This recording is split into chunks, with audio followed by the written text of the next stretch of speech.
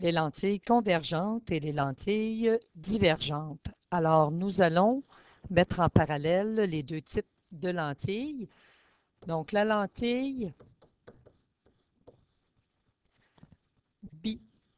biconvexe est celle que nous allons qualifier de lentille convergente. Donc, cette lentille fait réfracter. Donc, premièrement, elle a cette forme. Donc, on peut remarquer qu'elle est mince aux extrémités et épaisse au centre. C'est une façon de la différencier de la lentille qui est biconcave. Donc, la lentille biconcave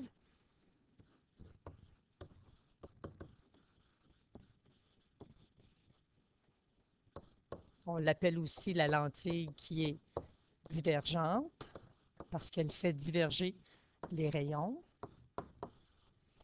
Donc, elle a une forme qui est aux extrémités plus épaisse qu'au centre. Donc, elle est épaisse aux extrémités et au centre, elle est mince. La façon de représenter par un symbole chacune des lentilles, donc la convergente, nous allons utiliser le symbole suivant. Et pour la divergente, ce symbole. Quel sera le comportement des rayons réfractés? Donc, pour la lentille convergente, le comportement sera le suivant. Donc, supposons que nous avons, tout comme les miroirs concaves et convexes, un axe principal. Si nous dirigeons des rayons incidents sur la lentille convergente, alors les rayons vont converger en un point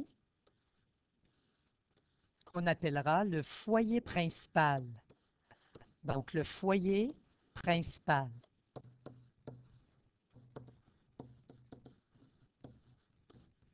Comme une lentille possède deux faces, alors nous allons retrouver l'axe principal avec son foyer principal et le F' qui sera le foyer secondaire.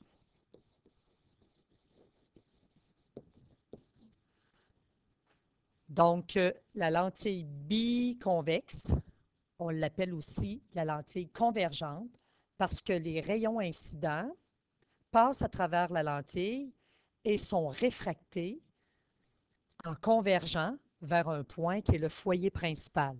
Pour la lentille qui est divergente. Alors, nous avons, tout comme pour les miroirs, l'axe principal qu'on a vu dans des cours antérieurement. Alors ici, le comportement des rayons incidents qui frappent cette lentille sera le suivant. Donc, les rayons vont diverger.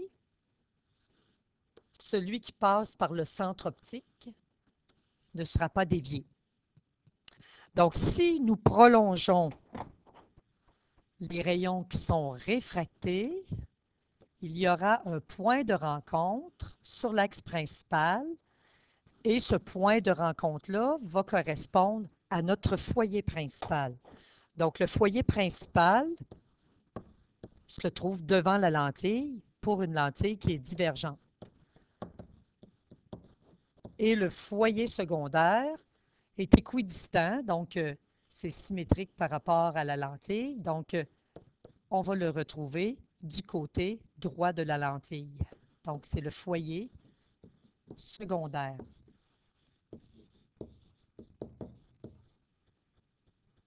Nous allons représenter les foyers une autre fois pour les mettre en parallèle avec la lentille qui est convergente. Alors, on remarque qu'ils sont tout simplement inversés. Le foyer principal est devant la lentille, alors que le foyer secondaire est placé après la lentille.